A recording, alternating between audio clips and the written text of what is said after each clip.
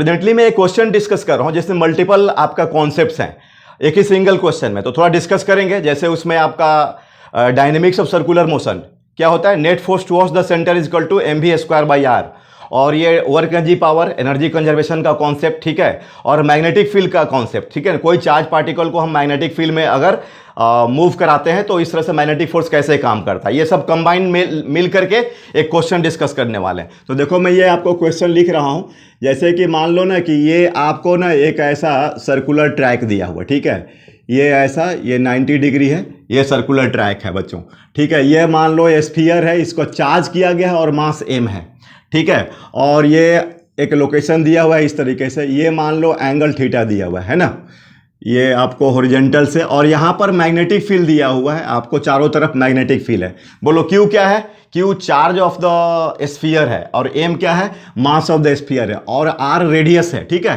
तो क्वेश्चन क्या है, तुमको find the maximum normal force exerted by the track on the sphere, find the maximum, ठीक है बच्चों, find the maximum normal force, right, normal force exerted by the track, exerted by track, ये question है, ठीक है। तो देख रहे हो, सब सिचुएशन देख रहे हो आप लोग, ठीक है ना। मैग्नेटिक फील्ड इनसाइड है, आर रेडियस है, थीटा है, ठीक है। तो इसको हम लोग फ्री बॉडी डायग्राम बनाते हैं, इसके सारे फोर्सेस देखते हैं, ठीक है। और ये देखना, ये जो ट्रैक का, सर्कुलर ट्रैक का ये साइड व्यू है, ठीक है, ये साइड व्यू है, ऐसे दिख रहा है। तो देखो पहले तो तुम्हारा ये mg हो जाएगा, ठीक है ना। अब इसका कंपोनेंट देखोगे आप, है ना, तो ये तो थीटा है, तो ये भी थीटा हुआ, ठीक है, और ये तुम्हारा 90 माइनस, तो बोलो ये वाला कितना हो जाएगा, बोलो यार, mg साइन थीटा, ये वाला कितना होगा, mg कॉस थीटा, और इधर ही वेलोसिटी गेन करेगा v, और ये हो गया तुम्हारा, बोलो नॉर्मल फोर्स। और देखना ये v cross b, right hand thumb rule लगाओगे तो ये तुम्हारा fm हो जाएगा, ठीक है। तो fm कितना हो जाएगा, बोलो fm इज इक्वल टू हो जाएगा qvb। ध्यान देना, वेक्टर v तुम्हारा अलोंग द ये इंक्लाइन प्लेन का अलोंग द टैंजेंट है, और सॉरी वेक्टर v, और मैग्नेटिक फील्ड कहाँ जा रहा है, इनवर्ड जा रहा है, तो ये बीच का एंगल कितना होगा, इसके बीच का एंगल 90 होगा। अब तुम्हें नॉर्मल फोर्स निकालना है, तो क्या इक्वेशन क्या लिखोगे, बोलो, नेट फोर्स मतलब F net towards the centre, ठीक है, F net towards centre, right, centre is equal to mv²/r। तो देखो कितना हो गया, n प्लस qvb माइनस ये वाला देखना mg sine theta is equal to mv²/r। तो n is equal to mv²/r minus qvb plus mg sine theta, ठीक है। ये तो अपना निकल गया, इक्वेशन 1 हो गया। लेकिन अब ये स्पीड कैसे निकालोगे, ये यहाँ पर से रिलीज किया गया, यहाँ पर u0 है, यहाँ पर मैंने मान लिया v लेट स्पीड। तो देखो ये जो आपको थीटा है, तो ये डिस्टेंस कितना हुआ, ये तो r है, तो r साइन थीटा हो जाएगा। तो यहाँ पर वर्क एनर्जी पावर का कॉन्सेप्ट लगा दो। देखो ये तुम्हारा ये मैग्नेटिक फील्ड का लग गया।